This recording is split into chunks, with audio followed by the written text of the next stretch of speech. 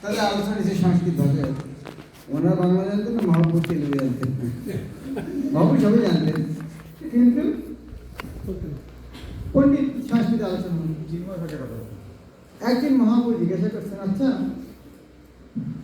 বেঙ্কট, তুমি শ্রী বৈষ্ণব লক্ষ্মী নারায়ণের পাশে, তোমার লক্ষ্মী দেবী তো পতিব্রতা শিরোমণি, কিন্তু শাস্ত্রে পাই যে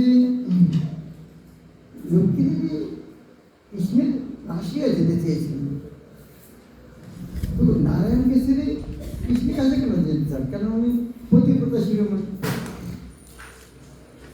তো ভেঙ্কট ভট্ট বলছেন, আপনি রসিকতা করছেন, নারায়ণ আর কিছুতে একই, সেই জন্য লক্ষ্মী আর রাধারানী একই। হ্যাঁ, সে ঠিকই বলেছেন, কিন্তু আরেকটা তাহলে প্রশ্ন আছে, তো রাধারানী রাসলীলায় প্রবেশ করতে পারলেন, লক্ষ্মী কেন প্রবেশ করতে পারলেন? রাধা ঠিক আছে, রাধারানী করবেন, রাধারানী তো আছে, শ্রুতি অন্যান্যরাও রাসলীলায় প্রবেশ করতে পারলেন, লক্ষ্মী দেবী প্রবেশ করতে পারলেন, এটা বলে শাস্ত্রের শ্লোক লিখবে যে লক্ষ্মী দেবী রাসে প্রবেশ করতে পারেন। আশ্চর্য হয়েছে, কারণ শাস্ত্রের শুরু করে যে লক্ষ্মী দেবী প্রবেশ করতে পারেনি। তো এভাবে চৈতন্য মহাপ্রভু তাকে বোঝানোর চেষ্টা করেন, বুঝাই দিলেন যে যদিও নারায়ণ আর কৃষ্ণ এক, কিন্তু রস ভেদে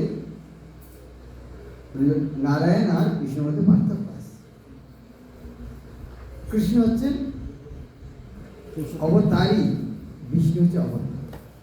তাদের এই বৈষ্ণব বিষ্ণু ভক্তদের একটা অহংকার আছে, বিষ্ণু সর্বশ্রেষ্ঠ।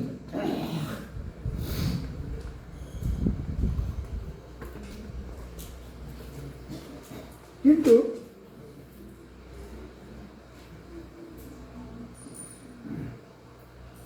উনি সুন্দর করে মহাপুর শিক্ষার ধরন খুব সুন্দর।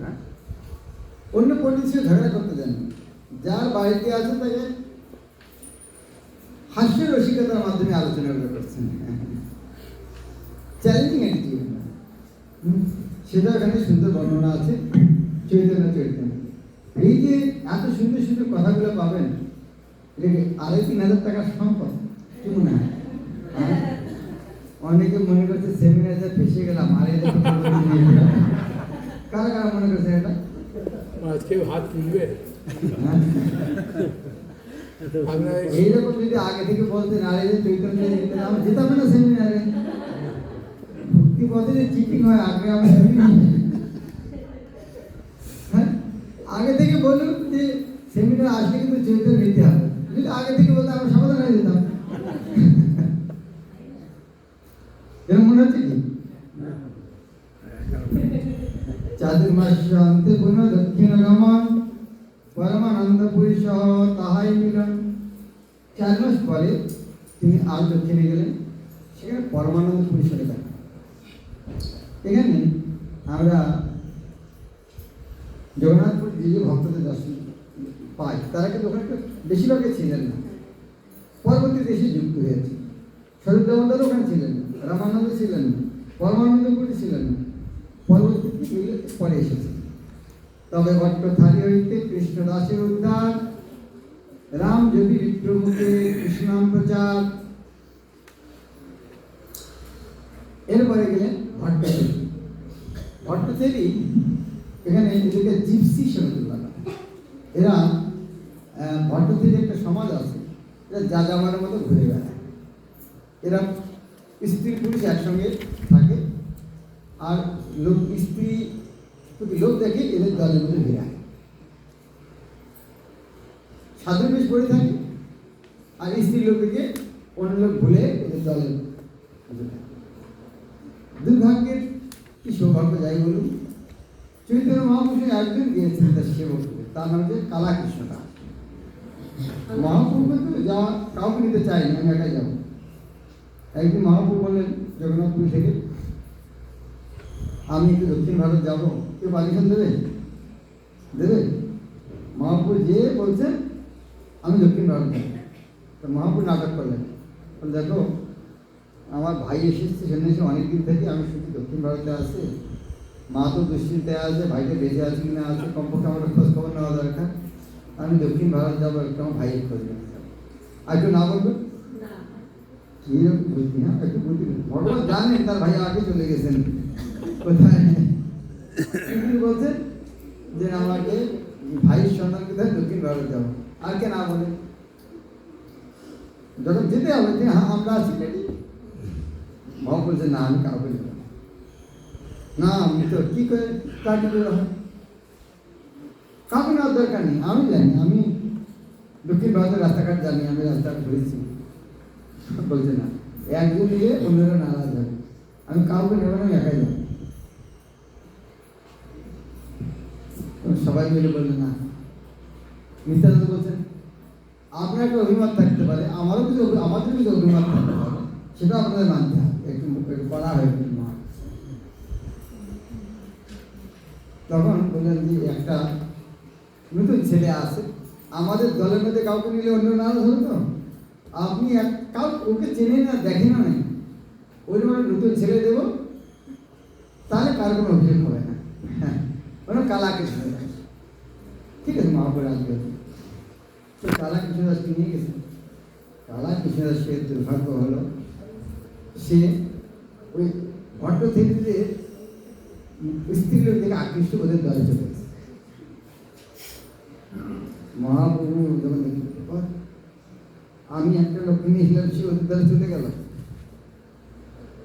আর মহাপ্রভু একা, ওরা হচ্ছে ডাকাতের মতো দল আছে, অস্ত্র শস্ত্র আছে, এবং ভগবান জানে, ভগবানের জানে। এখন মহাপ্রভু ছেড়ে আসে, কি বলবেন জগন্নাথপুরীতে এসে যে আমি নিয়ে গেলাম আর ও তো বদমাস ওদিকে চলে গেল, এটা বলা যায় মহাপ্রভুর জন্য না? মহাপ্রভু যেহেতু আমি নিচ্ছি, আমার আমার মহাপ্রভু ওদের ওখানে চলে গেলেন, চুলের মোটা ধরে ওদের টেনে তার ভট্টদের সব অস্ত্র নিয়ে মহাপ্রভু আক্রমণ করতে আসে। আর যখন মহাপ্রভুকে অস্ত্রে আক্রমণ করতে আসছে, ওরা অস্ত্রে আঘাতে কারেক্ট ওরাই ধরে গেছে।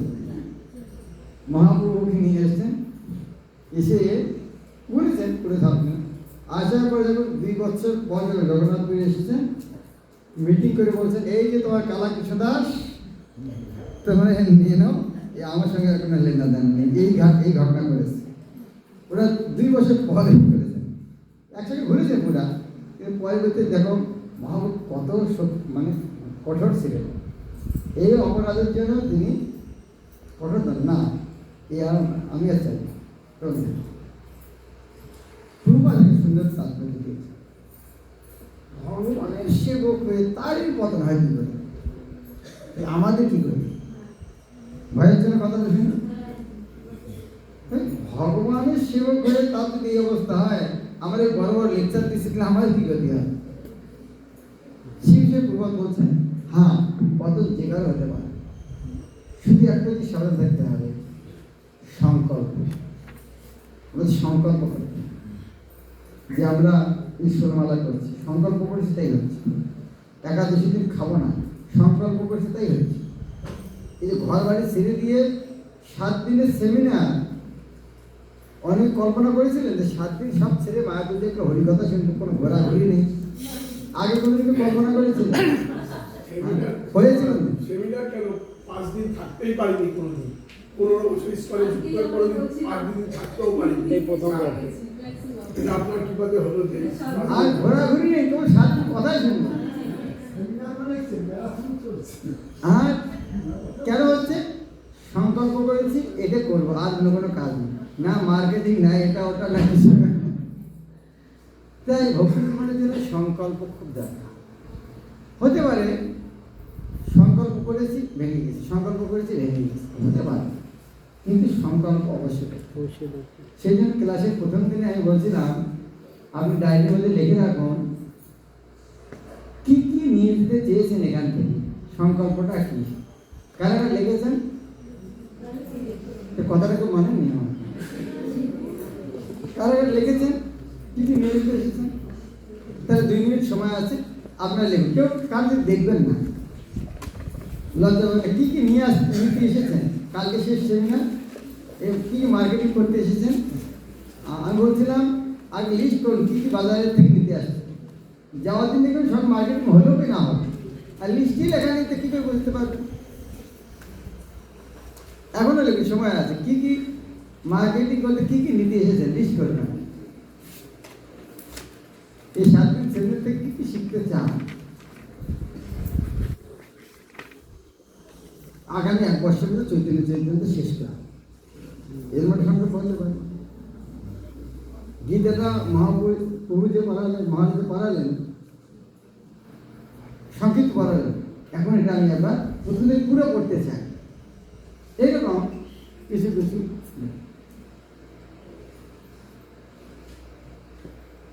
প্রতিদিন কমপক্ষে পূর্বাধ ঘন্টা 1 ঘন্টা পড়ব। সকালে 9:30 ক্লাসটা করতে মিস করবো না। এইরকম এরকম বিভিন্ন সংকল্প লিখতে হবে।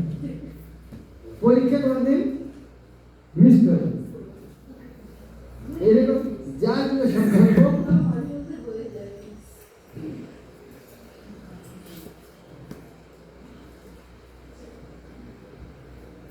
সকালে 9:30 ক্লাস যে হয়, এই লিঙ্কটা কার কার কাছে নেই? হাতের দিকে এই লিঙ্কটা কার কার কাছে নেই? সকালে 9:30 আমি প্রতিদিন ক্লাস দিই, ওটা ওই লিঙ্কটা কার কার কাছে নেই?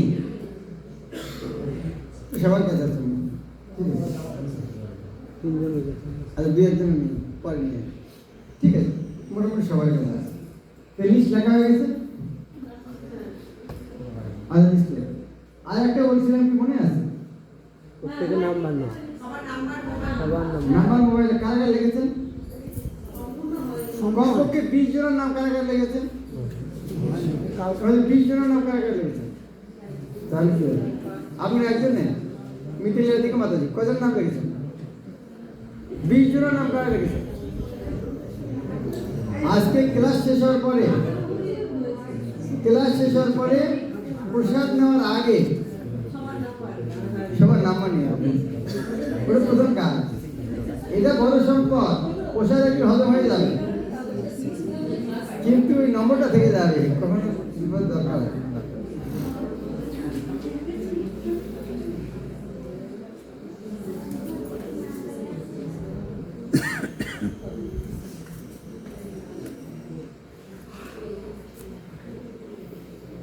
আর ডায়েরিটা আজকে রেখে যাবেন, আমি সাইন করে দেবো।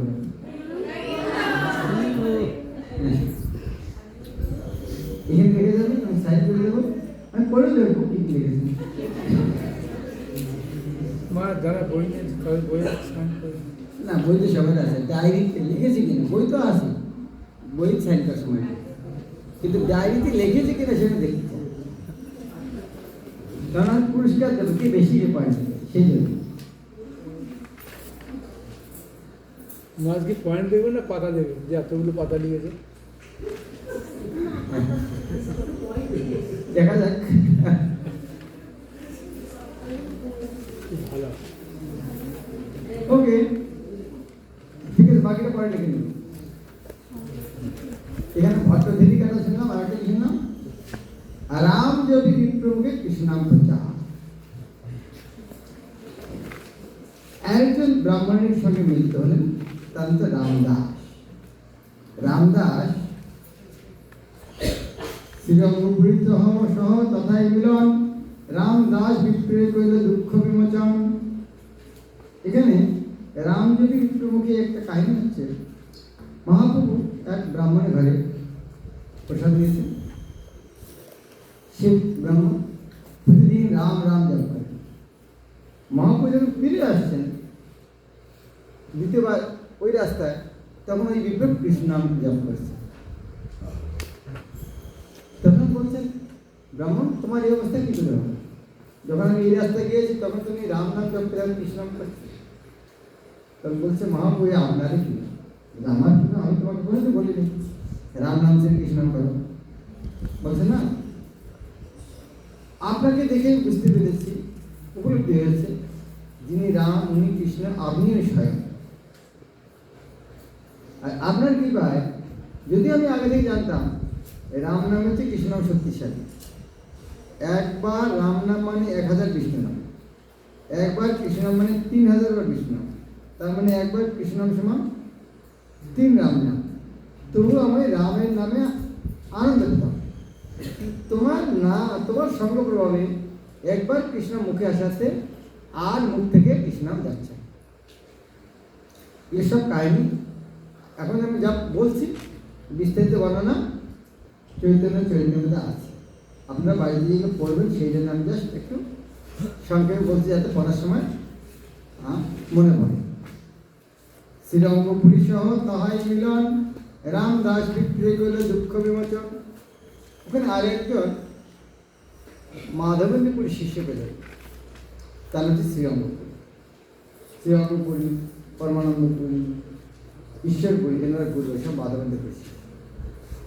ওখানে আরেকজন ব্রাহ্মণের দেখা, তার নাম রামদাস। তিনি মহাপ্রভু নিমন্ত্রণ করেছেন। বাড়িতে যেয়ে দেখেন সে ব্রাহ্মণ রান্না করেন, খুব দুঃখী। মহাপ্রভু বলছেন কেন? বলছেন আমার আর বেঁচে থাকতে ইচ্ছা করছে। কেন বেঁচে থাকে? জগৎ জননী সীতা দেবীকে রাবণ চুরি করলো, তাকে ধরে নিয়ে গেল, এই কথাটা আমাকে শুনতে হলো, যে শোনার আগে আমার মৃত্যু হওয়া উচিত ছিল। এইরকম কষ্ট আমি কি করে শিখতে? কিরকম ভক্ত চিন্তা করবো? তখন মহাপ্রভু দেখো, তুমি এত বুদ্ধিমান ভক্ত, তুমি কেন বিচার করে দেখছো না? আসলে ভগবানের চিন্ময় শক্তি, এই ওষুধ কোনোদিন স্পর্শ দূরের কথা উপলব্ধি করতে পারে। কি করে একটা ওষুধ শীতের দিকে স্পর্শ করতে পারে? চুরি করা তো দূরের কথা, শীতের দিকে স্পর্শ করতে পারে। ও মা সীতাকে চুরি করেছে। যখন এসেছিল চুরি করতে, ওই সীতা দেবী আগুনের মধ্যে প্রবেশ করেন, আর অগ্নি থেকে মায়া সীতা প্রকাশ, তাকে নিয়ে গেছে।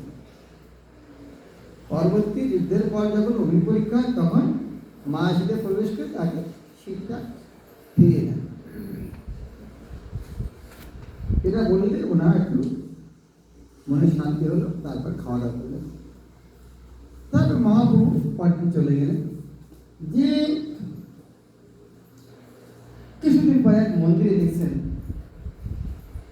সাধুরা কুর্মপুরাণ থেকে পাঠ করছে, তার একটা অধ্যায় করছে, তারা প্রতিকূলতা রমণী উপাখ্যান করছে। সেখানে সীতা দেবীর কাহিনী এসেছে, প্রতিকূলতা রমণী কাহিনী। সেখানে এই কাহিনীতে লেখা আছে। যদি এই কাহিনীটা রামায়ণে লেখা নেই, মহাপ্রভু বললেন এই কাহিনী লেখা আছে কুর্মপুরাণ। তো মহাপ্রভুর সঙ্গে সঙ্গে ওদেরকে অনুরোধ করে কুর্মপুরাণটা পুরো লিখলেন। তারপরে লিখে ওদেরকে কপিটা দিয়ে দিলেন। দিয়ে ওই পুরাতন কপিটা সাথে করে নিয়ে এসে এই ব্রাহ্মণকে পরবর্তী ফেরার সময় দেখালেন। দেখো যে দেখুন ভগবানের কত দায়িত্ব, তার ভক্ত আত্মহত্যা করতে চায়, সেই জন্য ওখানে যে একটা বই লিখে তাকে নতুন কবি দিয়ে পুরাতন কবি, তার যে বিশ্বাস বাড়ানোর জন্য করতে হয়। প্রচারক তাদের কত দায়িত্ব। তত্ত্ববাদী সহ কইল তত্ত্বের বিচার, আপনাকে হীনবুদ্ধি হইল তো সবার। তারপরে তত্ত্ববাদীদের সঙ্গে তর্ক হলো।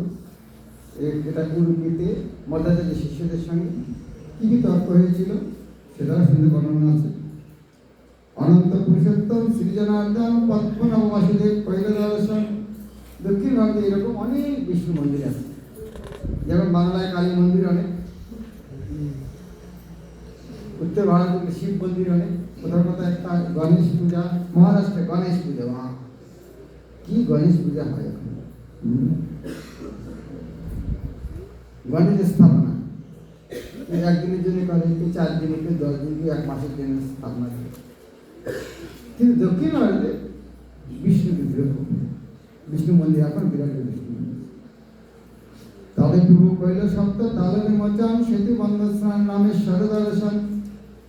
এবার মহাপ্রভু সপ্ত তাল গাছ ছিল, সেটা রাম এর সময় ছিল, যার আড়ালে দাঁড়িয়ে রামচন্দ্র বালিকে মেরেছে। সেই গাছগুলো উদ্ধার করলেন, যেভাবে সেতু বন্ধে রামেশ্বর দর্শন করলেন। তাহাই করিল কুর্ম পুরাণ শ্রবণ, মায়া সীতা মিলে রাবণ তাহাতে লিখন। শুনিয়া প্রভুর আনন্দিত হইল মন, রামদাস বিপ্রের কথা হইল স্মরণ। সেই পুরাতন পত্র আগ্রহ করিল, রামদাস দেখাইয়া দুঃখ ভাঙ্গাইল। ব্রহ্মসংহিতা কর্ণামৃত দুই পুঁথি পাইয়া, দুই পুস্তক লইয়াইলা উত্তম জানিয়া। পুনরপি নীলাচলে গমন করিল, ভক্তগণে মিলিয়া স্নান যাত্রা দেখিল। অনবসরে জগন্নাথের না পায় দর্শন, বিরহে আলাল্লাদ করিলা গমন। ভক্ত শনে দিন কত তাহাই রহিলা, গৌরের ভক্ত আসে সমাচার পাইলা। এভাবে মহাপ্রভু ফিরে এসেছেন। জগন্নাথপুরী ফিরে আসার পরে তার মাথায় আবার এখন ঢুকলো, আমি বৃন্দাবন যাব। এখন মহাপ্রভু বৃন্দাবন আসছে। বৃন্দাবন যাওয়ার পথে উনি এসে পৌঁছলেন রামকেলি গ্রামে। রামকেলি গ্রামে রূপসানাতের সঙ্গে মিলন হলো। কীভাবে রূপসানাতের সঙ্গে মিলন হলো সেই অংশটা আমরা পড়ে আজকে শেষ করব। আজকে আমাদের রবিবারের প্রোগ্রাম, আমাদের জ্যেষ্ঠ গুরুবার্তা সনদ গল্প আছেন, উনি গুরু মহাদেব লীলা পাঠ করেন প্রতিদিন। তো আমরা উনি হয়তো এখন আসেন, এসে যাবেন 15 মিনিটের মধ্যে। তো 6টা থেকে ওনার মুখে আমরা শুনি। এখানে এখন আমরা রূপ সনাতনের প্রথম মিলন। কেমন লাগছে শুনতে? ভালো লাগছে না?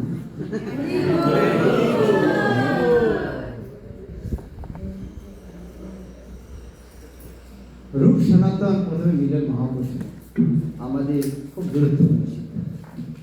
ঘরে আসি দুই ভাই যুগতি করিয়া, প্রভু দেখিবারে চলে বেশ লুকাইয়া। দুই ভাই ঘরে আসলেন, এসে যুক্তি করলেন। রূপ সনাতন কোথা থেকে আসলেন? রাজপ্রাসাদ। ও হোসেন শাহ, সে মুসলমান রাজা, শুনতে পেরেছে এক সাধু এসেছে, তার সঙ্গে লক্ষ লক্ষ লোক এসে গেছে। রূপ সনাতনকে জিজ্ঞাসা, কে রে ভাই এই লোকটা? আমি রাজা, আমার পয়সা দিয়ে আমার কিছু কিছু লোক চলে না, আর সাধু ভিখারি তার কিছু লক্ষ লক্ষ লোক চলছে। ও ভয় পেয়ে গেছে, হতে পারে আমাদের দেশকে আক্রমণ করার জন্য আসছে, বিপ্লবী।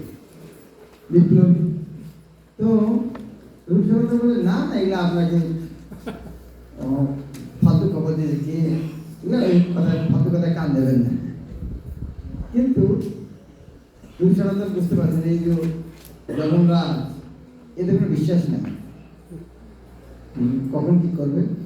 তাই তারা ঘরে এসে দুহে প্ল্যান করে বেশ লুকাইয়া ছদ্মবেশী গভীর রাত্রে মহাপুর সঙ্গে দেখা করতে। চিন্তা করুন, আজ থেকে 500 বছর আগে সাধুর সঙ্গে দেখতে যাওয়া কত বিপদ ছিল। সেই পরিস্থিতি আজ আছে? আছে না। আর একটা কি, অনেকে যেতে পারতো, রূপ সনাতনকে যেতে পারলেন না। প্রধানমন্ত্রী অর্থমন্ত্রী যেতে পারছেন। কেন প্রধানমন্ত্রী অর্থমন্ত্রী? ফালতু পড়াশোনা করেছে সেই জন্য, জড়বিদ্যা। তাই এই জড়বিদ্যার জন্য, এই অবস্থার জন্য এখন মহাপুরুর কাছে আসি মিলতেও পারছে না। কি অবস্থা! আমরা অনেক সময় গর্ব করি না আমার এত ডিগ্রি আছে, আসলে তো ওটা বাধা। জড়বিদ্যা সব তোমার ভজনে বাধা, অনিত্য সংসারে মোহ জন্মিয়া গাধা কি করে? সেই গাধা হয়ে মোট পায় সংসারের বোঝা হয়, সেই গাধা হয়ে সংসারের বোঝা বহিলা মানে কার কত করতে পারবে? বার্ধক্যে এখন শক্তির অভাবে কিছু নাই দেখো। এখন তারা বেশ বদল করে আসছেন। প্রথমে নিত্যানন্দ হরিদাসের সঙ্গে আসছেন, মিললেন। নিত্যানন্দ হরিদাস তখন মহাপ্রভুর কাছে নিয়ে গেলেন। মহাপ্রভু বললেন, দুই ভাই আসছে, একটা রূপ আর একটা সাকর মল্লিক। কি নাম বলছে? রূপ আর সাকর মল্লিক। আমরা দেখতে পাবো দবির খাস, সাকর মল্লিক। এখানে একটা জিনিস ভুললাম, দবির খাস আর সাকর মল্লিক রূপ সনাতন, তো সর সঙ্গে স, সাকর মল্লিক সনাতন, বাস, এটা ভুলবেন না। তাহলে বাকিটা হচ্ছে দবির খাস। এও মনে রাখুন, আর ভুল হবে। বিকাশ আর সাগর বলে হচ্ছে রূপসানা। তো মহাপ্রভু তো যান, বারবার ওরা তো চিঠি লেখে উঠতে পান। দুই গুচ্ছ তিন দুইয়ে দর্শনে ধরিয়া, গলে বস্ত্র বান্ধি পরে দণ্ডবধ হইয়া। দুইজনে দুই গুচ্ছ ঘাস নিয়ে কামড়ে গলে বসতে দণ্ডবধ প্রণাম করছে। দৈন্য রোদন করে আনন্দে বিহল, প্রভু কহে উঠো উঠো হইল মঙ্গল। দীনতার সঙ্গে কান্না করছে। আর মহাপ্রভু বলছে উঠো, ঠিক আছে, আর কান্না করার দরকার নেই, তোমাদের মঙ্গল হয়েছে। উঠি দুই ভাই তবে দন্তে তৃণ ধরি, দৈন্য করে স্তুতি করে করজোর করি। তখন দুই ভাই উঠে যাতে তৃণ ধরে দুই হাত জোর করে প্রার্থনা করছে। তাহলে প্রার্থনা করবো। মৃদঙ্গ বাজানো কে আছে? তা আমরা এটা গান, তারপর সময় থেকে ব্যাখ্যা করব কি করে প্রার্থনা করতে হয়। কথা বললাম কি করে প্রার্থনা করতে হয় ভগবানের কাছে, এটা গান নয়। চৈতন্য মহাপ্রভুর প্রথম দর্শন হয়েছে, তারা কিরকম ভাবে মহাপ্রভুর কাছে প্রার্থনা করছে।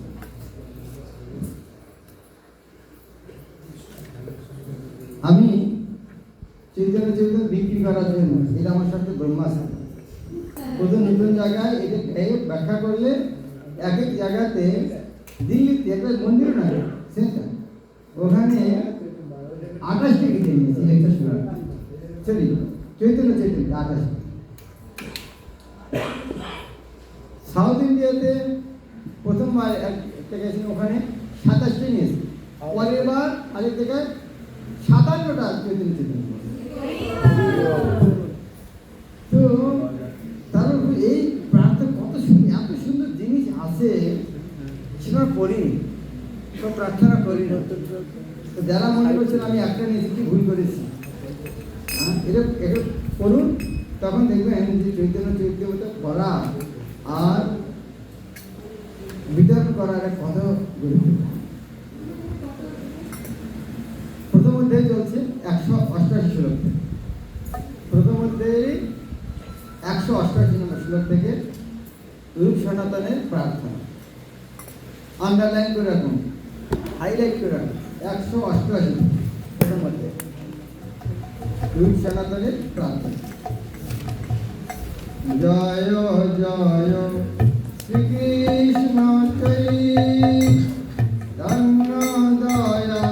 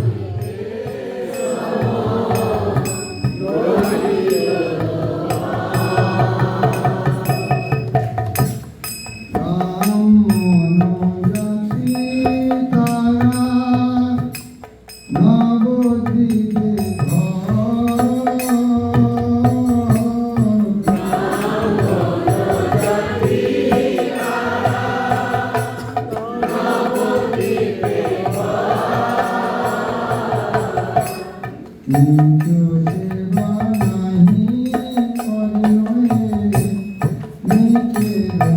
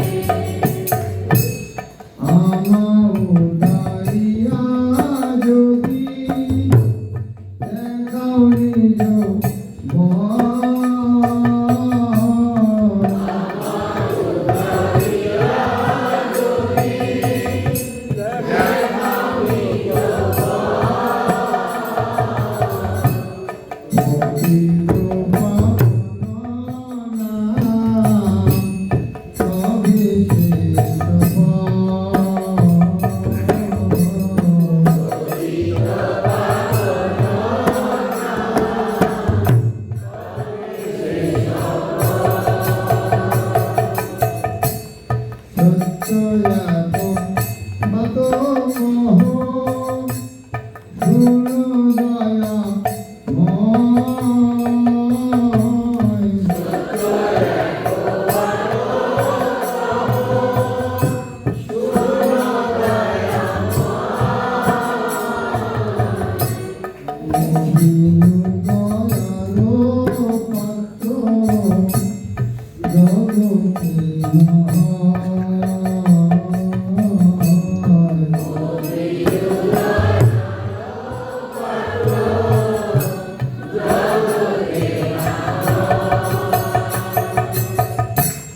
মোরে দয়া করি করো সদয়া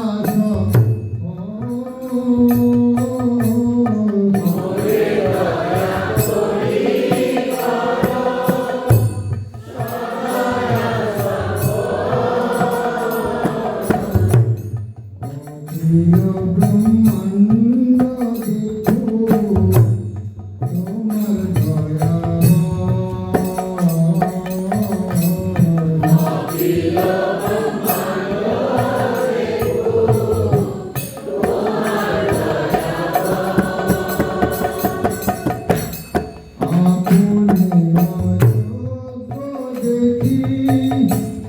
মনে পাও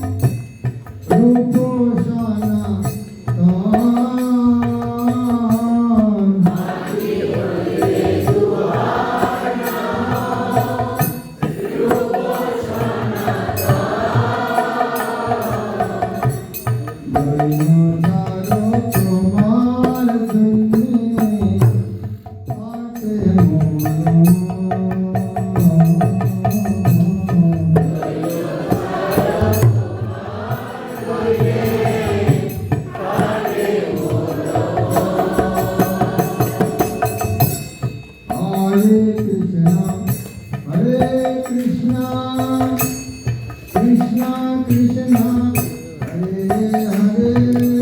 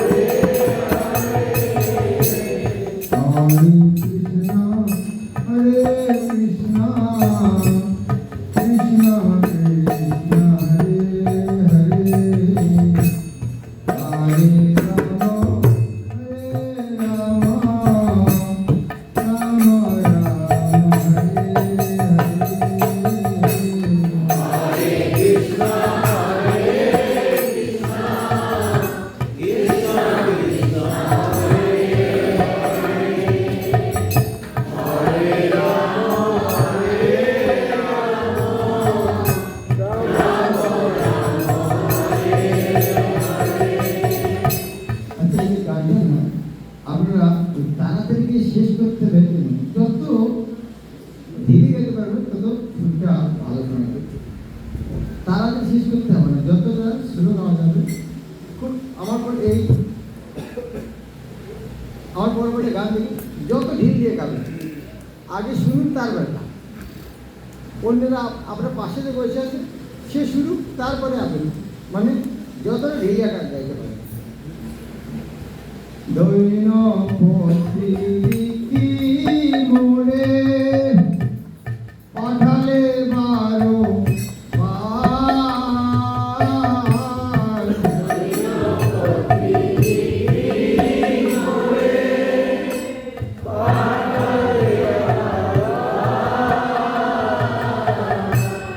সেই পত্রি তারা জানি তোমার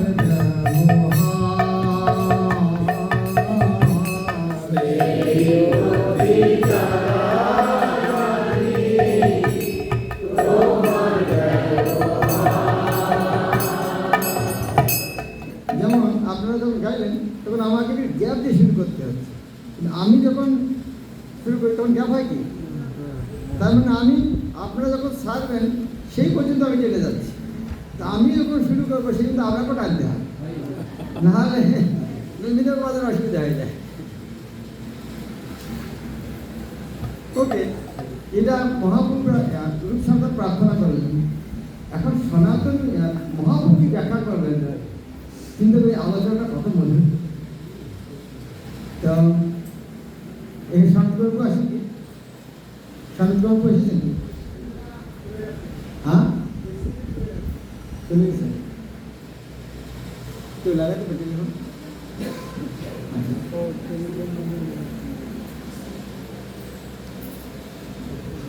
ঠিক আছে,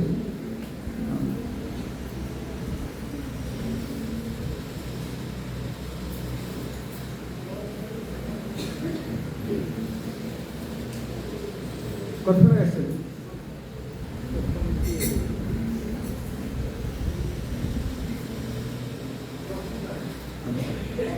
এদিকে আসতে পারতো, যারা যদি টেলিফোন নাম্বারটা ডাকি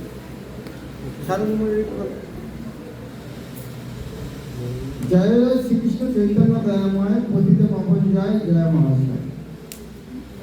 দেখুন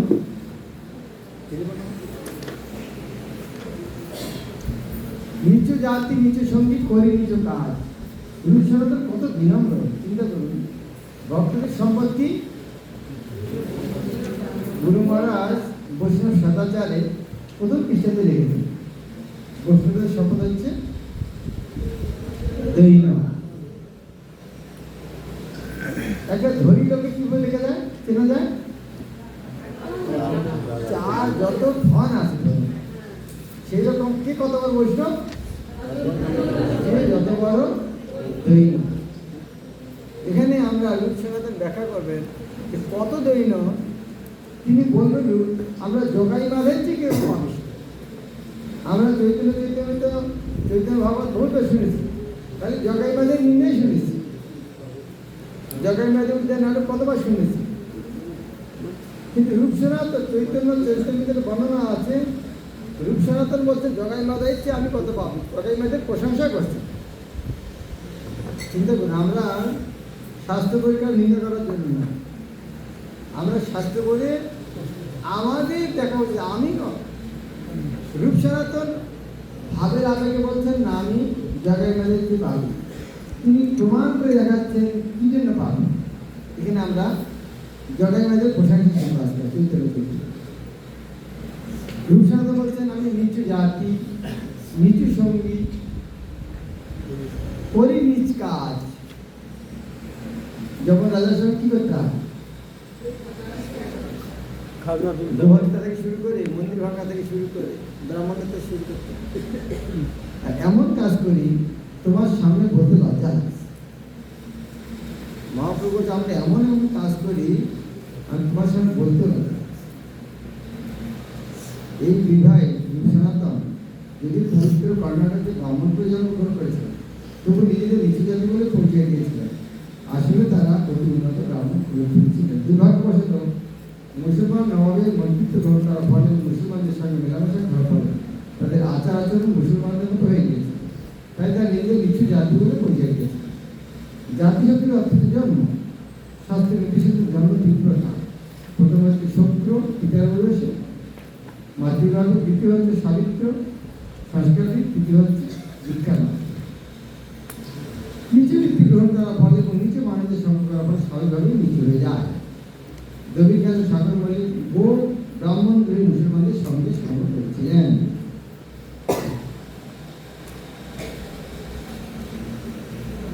পতিত পাবন হেতু তোমার অবতার। এরা সকালবেলা গাই নর্তন দাসকে লিখুন, উনি কোথা থেকে পেলেন কথা? এটা রূপসনাতন বৈষ্ণবরা যা কিছু পান তাদের পূর্বতন আচার্যের কাছ থেকে। আমরা যা কিছু বলছি আমাদের পূর্বতন আচার্য যারা শিখে, আমাদের নিজস্ব কিছু না। তাই পতিত পাবন কিন্তু অবতার এই লাইনে প্রথমে আমরা তৈরি করতে পারি। আমার ওই জগতে পতিত নাই, ওই মানে ছাড়া বুঝবো আমরা ছাড়া আর জগতে পতিত। আমরা কখনো বলি এরকম, আমরা যে বলি কখন ডাক্তারের কাছে বলি আমার রোগটা সবচেয়ে বেশি, কারণ আমার ডাক্তারের দরকার, সেটা প্রমাণ করার চেষ্টা করছে আমার রোগটা সবচেয়ে বেশি। অনুভবে যারা আধ্যাত্মিক উন্নতি করতে চায় তারা প্রমাণ করতে চায় আমি সবচেয়ে ভালো। হে প্রভু, আপনি জগাই মাঝে উদ্ধার করেছেন, উদ্ধার করে জগতে আমরা অনেক নাম হয়েছে, কিন্তু জগাই মাঝে এতগুলো পাপি ছিল না, তাদেরকে উদ্ধার করতে আপনার কোনো পরিশ্রম হয়েছে, তাই না? ওরা ভালো লোক ছিল, হ্যাঁ আমাদের চেয়ে ভালো ছিল। কি ভালো ছিল? ব্রাহ্মণ জাতি তারা নবদ্বীপ, তারা ব্রাহ্মণ জাতি ছিল, নবদ্বীপে ভালো ছিল। নবদ্বীপের লোক সাধারণ। আমরা বলছি আজকে চিন্তা করে দেখুন, জগাই মাদের প্রশংসা কাবার শুনেছি, আজকে চৈতন্য দেখুন কি কি রূপসা জগাই মাদের প্রশংসা। প্রথম হচ্ছে তার ব্রাহ্মণ জাতি, দ্বিতীয় হচ্ছে তার নবদ্বীপের ঘর। নবদ্বীপের ব্রাহ্মণ সাধারণ লোক, নবদ্বীপের ব্রাহ্মণ নিচু সেবা নাই করে। আমরা যেমন নিচু সেবা করি, যখন রাজা তারাই করেন, আর নহে নিচের পূর্ব, তারা কারো কারো হাতে ক্রিয়ারক ছিল না, মানে নিয়ন্ত্রিত, কারো হাতের চাকর ছিল না যে অমুকের কথা শুনতেই হবে। আমাদের যেমন রাজার কথা শুনতে হবে, ওরা এদের কাজে চাকরি করে।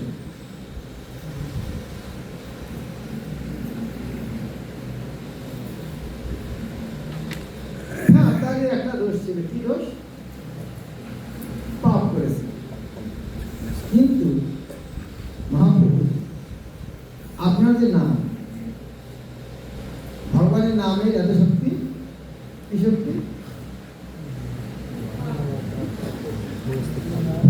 নামের তিনটে স্তর, নাম, অপরাধ, নাম আবার শুদ্ধ নাম। তো নাম আমার কি হয়? সব পাপ নষ্ট হয়ে যায়। যেমন সূর্য উঠার আগে ভোরে কি হয়? সমস্ত অন্ধকার নষ্ট হয়ে যায়। অন্ধকারে কি হয়? অন্ধকার কি হয়? অন্ধকারে কি হয়? তিনটা কাজ হয়। অন্ধকারে অজ্ঞান, অন্ধকারে অন্ধকারে অপ্রকাশ, আর একটা হচ্ছে অন্ধকারে পাপ করার প্রবৃত্তি। পাপ করার প্রবৃত্তি আছে, আলো থেকে আসে প্রকাশ, ভয় উঠে যায়, চোর ডাকাত পালিয়ে যায়, পাপ করার প্রবৃত্তি চলে। সূর্য ওঠার আগে এগুলি হয়। তাই নামের আভাসই এত লাভ। নাম উঠলে কখন চরিত্র ভগবানের নাম যদি নেয় তাহলে কি হয়? নামের আভাসই কি হয়? নামের আভাসই কি হয়? পাপ হয়। জগার বেলা কি করেছিল? পাপ করেছিল। গোবিন্দের নাম নেই, এই নিমাই, এই গৌর, তাই বলি বদমাস, কেউ গালি দিয়েছে তো কি করেছে? নাম নিয়েছে, তো নাম আবাস হয়েছে কিনা হয়েছে? তো পাপ থাকলো আর তো খেতে বলছে সব এক দোস্তার হয় বাবা চার, পাপ রাশি দহে নাম আভাসই তোমার। তোমার নাম লইয়া তারা তোমার করিল নিন্দন, সেই নাম হইল তার মুক্তির কারণ। তোমার নাম নিয়ে নিন্দা করেছে, কিন্তু ওটা যে একটু মুক্তির কারণ হয়ে যাবে। ও বুঝতে পারলো না কার নাম নিয়েছে। তাই জগাই মালে হইতে কোটি কোটি গুণ অধম পতিত আমি দুর্জন। আমরা জগাই মালে হচ্ছে কোটি কোটি গুণ, মিলেচ্ছ জাতি, মিলেচ্ছ সেবী, করি মিলেচ্ছ কর্ম, গো ব্রাহ্মণ দুই সঙ্গে আমার সঙ্গে। আমরা মিলেচ্ছ জাতি, মিলেচ্ছ সেবা করি, গো ব্রাহ্মণ দুই সঙ্গে সবসময় আমাদের উঠা বসা। আর আমাদের কর্মই আমাদের হাতে গলায় বেঁধে আমাদের আমাদের খুব ইষ্ট বিষয় করতে দিয়েছে। ভৌতিক জগৎকে কি বলা হচ্ছে? এই ভৌতিক জগতে সংসারটা কিসের জন্য করা হচ্ছে? বিষ্ঠা গর্ত। কেন? বিষয়টাকে বিশ্বাস করতে পারে, খুব বিষয়ে বিষ্ঠা গর্ত। আমরা সংসারে পড়ে আছি, এটার নাম হচ্ছে বিষ্ঠা গর্ত। আর বিষ্ঠা গর্ত কি করে পড়ে আছি? গলায় দড়ি লেগে পড়ে আছি, ওখানে উঠতে পারছি না। কে ফেলিয়েছে? কে ফেলিয়েছে? আমার নিজের কর্ম, অন্যকে দোষ দেওয়া লাভ নেই। আমার কর্ম, আমার হাতে গলায় বেঁধে আমার বিষ্ঠার কথা বলতেছে, অন্যের দোষ না। খুব বিষয় বিষ্ঠার অর্থ সমান ছিল। ভক্তি সিদ্ধান্ত সরস্বতী বলেছে, ইন্দ্রিয়ের চেষ্টা সময় দ্বারা ভোগ পরবশী সংসারে গৃহীত হয় তাই কুবিষয়। যে কর্মের দ্বারা পুণ্য অর্জিত হয় তা সুবিষয়, আর যে কর্মের দ্বারা পাপ অর্জিত হয় তা কুবিষয়।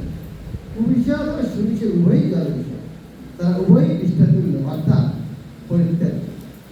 সুবিষয় ও কুবিষয় থেকে মুক্ত হতে হলে পরমেশ্বর ভগবান শ্রীকৃষ্ণের সেবা যুক্ত হতে হবে। ভগবত সেবা সর্বরকম জগৎপ্রসের মুক্ত। এই কুবিষয় ও সুবিষয় থেকে মুক্ত হতে হলে ভগবত ভক্তি অবলম্বন করতে হবে।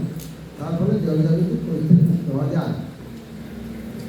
সেই সময় নরোত্তম দাস কি হচ্ছেন? জ্ঞানকাণ্ড কর্মকাণ্ড জ্ঞানকাণ্ড কেবল বিষয়ের ভাব। অমৃত বলিয়া যারা খায়, নানা জনি সদা মেরে কদরকে ভক্ষণ করে, তার জন্ম অধম করে না।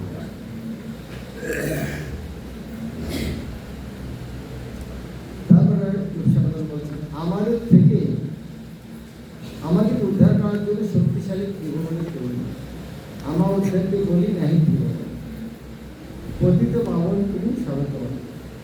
আমাদের উদ্ধার করার জন্য ত্রিভুবনে কেউ নাই। আপনার মধ্যে পতিত পাবন ছাড়া আমার উদ্ধারকে দেখাও নি যে বাবা পতিত পাবন নাম তাতে। আপনি যদি আমাকে উদ্ধার করতে পারেন তখন আমি বুঝে যাবো আমি পতিত পাবন। কিরকম চ্যালেঞ্জ! আপনাদের কাহিনী শুনেনি? একবার এক শিয়াল বনের মধ্যে যাচ্ছে, দেখছে একটা কাক মাংস তুলে খাচ্ছে। শিয়ালের বুদ্ধি বেশি তো, তাকে তো খুব সুন্দর, অনেক প্রশংসা করছে। একটু আমাকে দেবে একটু মানুষ মনে করছে প্রশংসা করলে আমাকে ওটা খুব কালো বৈদ্যুতিক ক্রোধ করে নাই, কালো নেই, খাবারটা খুব কালো, তবুও কিছু মাংস দিচ্ছে। তাহলে আরে খাওয়াটা মনে হয় বোবা, শব্দ করতে পারে,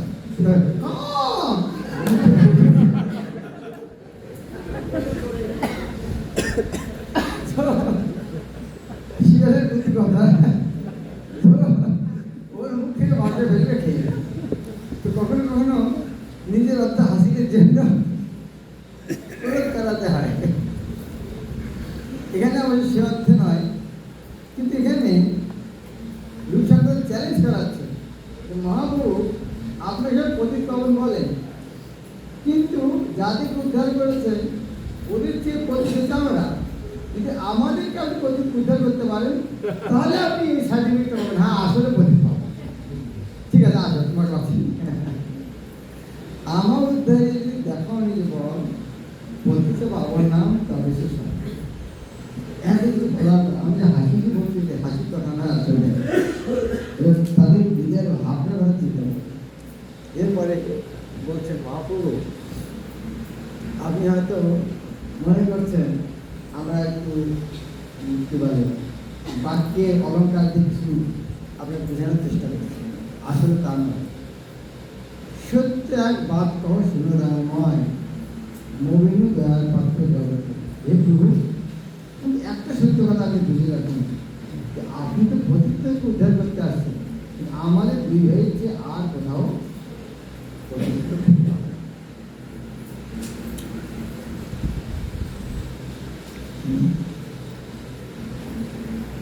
মোরে দয়া করি করো সদা সফল অগ্নি ব্রহ্মাণ্ড দেখি তোমার দয়া।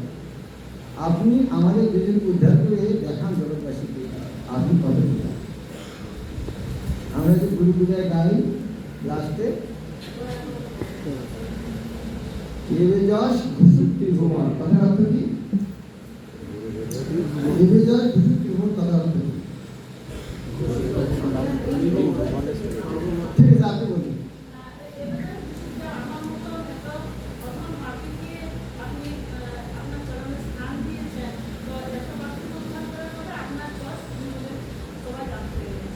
কেন?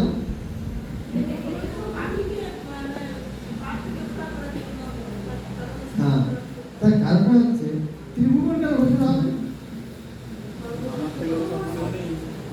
কেন? ওখানে ঘোষণা হবে তার মানে ত্রিভুবনে ঘোষণা হোক, তার মানে আগে থেকে ত্রিভুবনে জানা আছে যে ওই একটা পাপি ওখানে আছে। সরকার লোকও জানে, এমনকি নরকের লোকও জানে যে আমাদের যে পাপি ওখানে আছে মায়াপুর বসে, মায়াপুর নেওয়া যায়।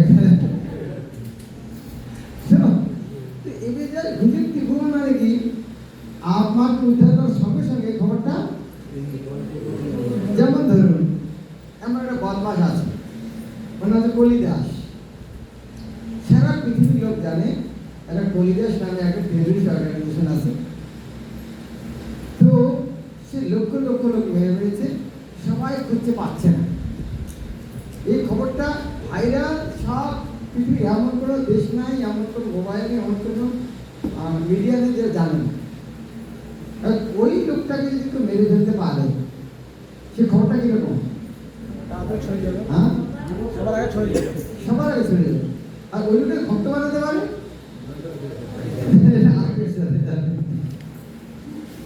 তো এই ত্রিভুবন কথার অর্থ হচ্ছে আমি যে পাপি, এটা ত্রিভুবনে আগে থেকে ঘোষণা আছে। আমাকে যদি আপনি উদ্ধার করেন তাহলে আপনার মহিমা সঙ্গে সঙ্গে ত্রিভুবনে প্রচার করে। তাই আমাকে উদ্ধার করে আপনি দেখান যে আপনার উদ্ধার করেন। কিন্তু মহাপ্রভু, আমার এত সাহস নেই যে আপনার কাছে আমি এরকম বড় প্রার্থনা করব। আমি এত পাপি, আপনার কাছে এরকম আশীর্বাদ চাওয়া এটা আমার সাহস হচ্ছে। কিন্তু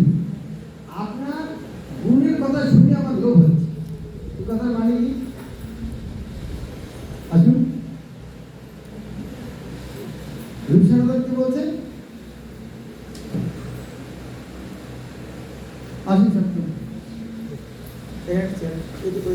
না না এটা দেবো এতে কি হয়ে যাচ্ছে?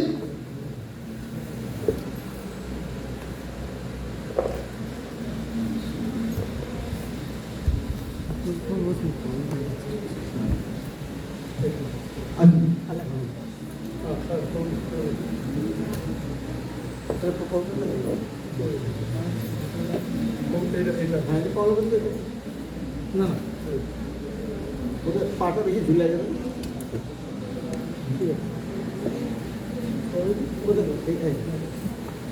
এটা বলে আমি শেষ করছি যে আমাকে অযোগ্য বলে আমি এত পাপি, আপনার কাছে আমার এরকম প্রার্থনা করতে লজ্জা হবে, কিন্তু আপনার গুণের কথা শুনে আমাকে লোভ হচ্ছে। যেমন কারো এরকম একটা রোগ হয়েছে, এই Kolkata doctor, Delhi, Chennai, London, America সব ডাক্তার বলছে বাজে। আরো কোনো ডাক্তারের কাজ নাম শুনে যাবেন তার কাছে? হ্যাঁ, সব জায়গায় ডাক্তারে বলছে আর চিকিৎসা নেই বলে, এরপরে কোনো ডাক্তারের নাম বলে যাবেন? আর সময় না, ঠিক আছে, কিন্তু সে হয়তো না মধ্যেও ডাক্তার দেখে লাভ। কিন্তু কখনোই শোনা যায় এখানে অমুক গ্রামে একটা ডাক্তার আছে, সে আপনি মরে কিন্তু শ্মশান থেকে বাঁচিয়ে তার কাছে যাবে কিনা যাবে তার যাবে না। তিনি রূপসনাতন বলছেন, আমি এত পাপি, আমার আপনাদের প্রার্থনা করতে লজ্জা হচ্ছে, কিন্তু আপনার গুণ দেখে আমার লোভ হচ্ছে না, এত পাপি গুণ কি ব্যাপার। তো ঠিক আমার অবস্থা যেমন খাটো মানুষ হাতে চাপ ধরতে চায়, আমার অবস্থা ঠিক আছে। সেই কথা শুনে মহাপ্রভু যে কথাটা বলেছেন, সেই কথাটা আপনারা বাইরে করে নেবেন। আমরা কালকে এই অংশটা পড়বো না, কালকে আমরা পড়বো রূপ গোস্বামীর সঙ্গে সনাতন গোস্বামীর শিক্ষা, ওই অংশটা পড়বো। কালকে আমাদের ক্লাস শুরু 5:30 থেকে 4:30, এই দুটো, ঠিক আছে? হ্যাঁ, পাই পাই পাই, পান মানে আমি পাই, হং মানে হই, হই হং। সকালেরটা তো 9:30 থেকে, হ্যাঁ, সকালেরটা 9:30 থেকে। সকাল তো সাড়ে নটা। তো এখন এখানে আমাদের সামনে আছেন শ্রীপাদ সনৎ বাবু। এখানে যারা বেশিরভাগ ভক্তের জন্মের আগে উনি এখানে জয়েন করেছেন। উনি পূর্বাদ অপারেটেড কবে 77